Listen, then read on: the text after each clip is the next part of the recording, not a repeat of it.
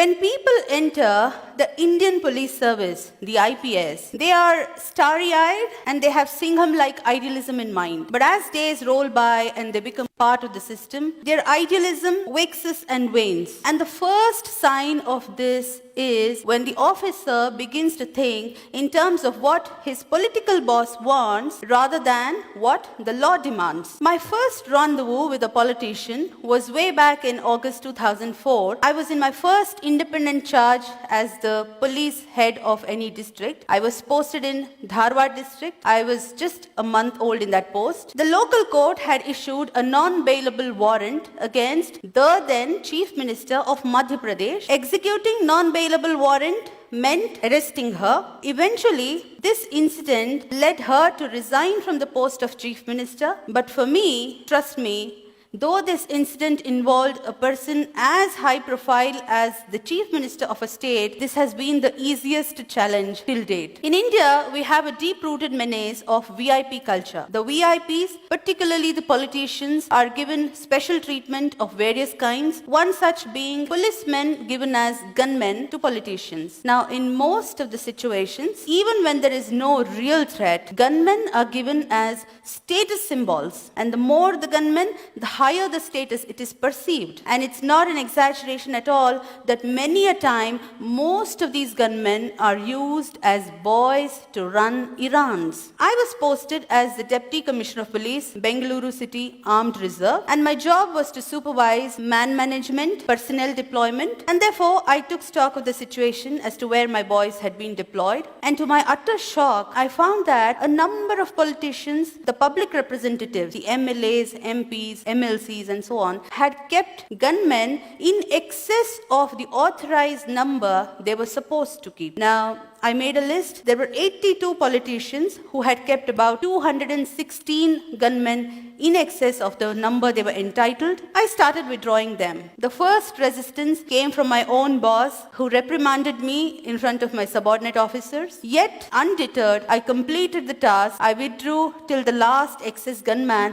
came back to the unit. In the same stroke, I also withdrew 8 brand new SUVs kept by the then ex-Chief Minister of Karnataka. The man had stepped down from the post of Chief Minister, yet the vehicles had continued to be with him. I withdrew the vehicles, but I often wondered why my predecessors had not acted. What prevented them from setting things right? I later learned that these are called the dirty jobs. They are unpleasant tasks, inviting the wrath of the politicians, and nobody wants to do them. Not very long ago, I was posted as DIG Prisons, Bengaluru. I was there in that post for barely 17 working days, barring all the Sundays and holidays. And during that time, I witnessed similar special treatment being given to a convict. This convict was very powerful. She had been the close aide of the ex-Chief Minister of Tamil Nadu who died recently. The convict herself was slated to be the Chief Minister some time ago in that state. Now, the Supreme Court had convicted her under Corruption Act for possessing disproportionate assets beyond her known sources of income. Flouting the Honorable Supreme Court's orders,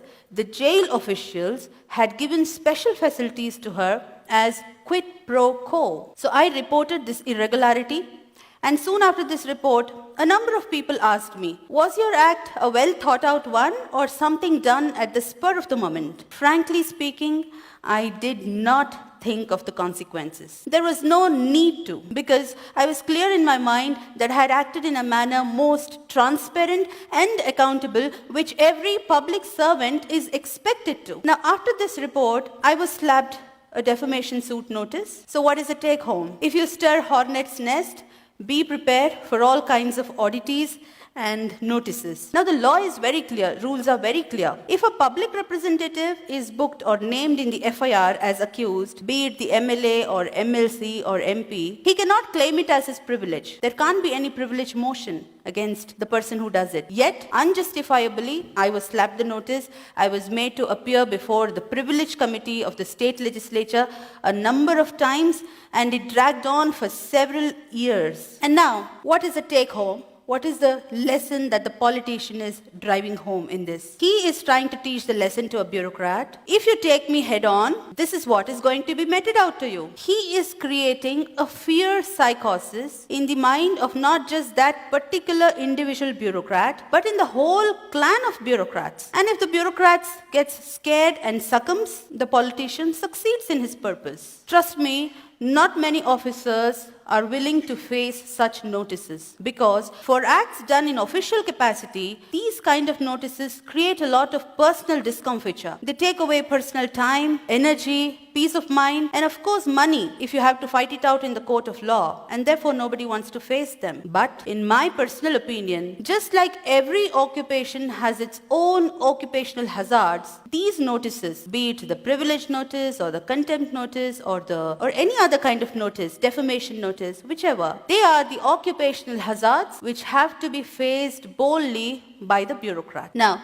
coming to the challenges that I faced as a woman in male-dominated police force, the peril is that the woman officer could be ignored, taken for granted, taken lightly. Her instructions can be thrown to air at times. I had one such shocking experience in Gadag district. In 2008, I was heading Gadag district police force. There was a powerful politician who had been a minister earlier. He addressed a gathering of his followers and made an inciting speech that made his followers to set ablaze on fire 3 government buses soon after his speech. Now, government buses mean public property bought out of taxpayers' money. I instructed my subordinate, the second in command of the rank of DYSP, to arrest the politician as he was prima facie guilty of abetment of the offense, and there was videographed evidence of his speech. Now, to my utter shock, not only my subordinate resisted, refused, but also kept on arguing relentlessly and kept lying to me that the politician had already left the town. I too did not budge. I had reached the police station in the morning and I kept sitting throughout the day. So it became evening, it became night. The clock struck 9 at night, 9:15, 9:30, 10. And finally, when the police staff saw that I'm not budging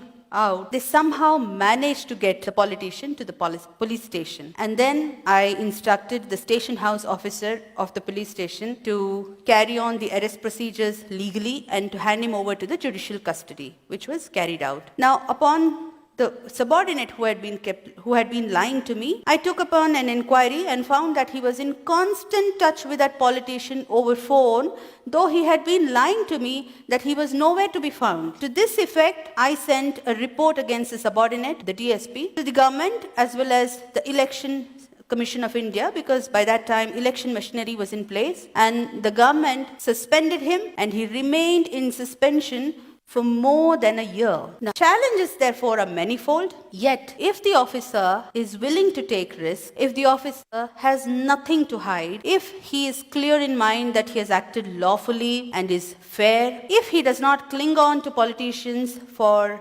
perks, cushy postings and so on, and last but not the least, if he has kept his bags packed ready to move out anytime if transferred, then such an officer, he or she, becomes a force to reckon with. Now, you might see that it's a commonplace knowledge that the MLAs, the MPs, the MLCs, these posts are created under the Constitution of India, but one must not forget that it is under the same Constitution, the All India Services, the IAS, the IPS are created. And Article 311 of the Constitution gives complete protection to the bureaucrat for acts done in official capacity, and it is available to every officer in the country, including the state services. So the day the bureaucrats are able to come out of the phobia of transfers, the phobia of politicians, we will have the best bureaucracy in the world. Karl Marx once said, bureaucracy is an iron cage, but I find that our bureaucrats have chained themselves. They are the ones holding the chains. The day they break away from these self-imposed chains, the day they start exercising their real power, we will see a new India. Thank you.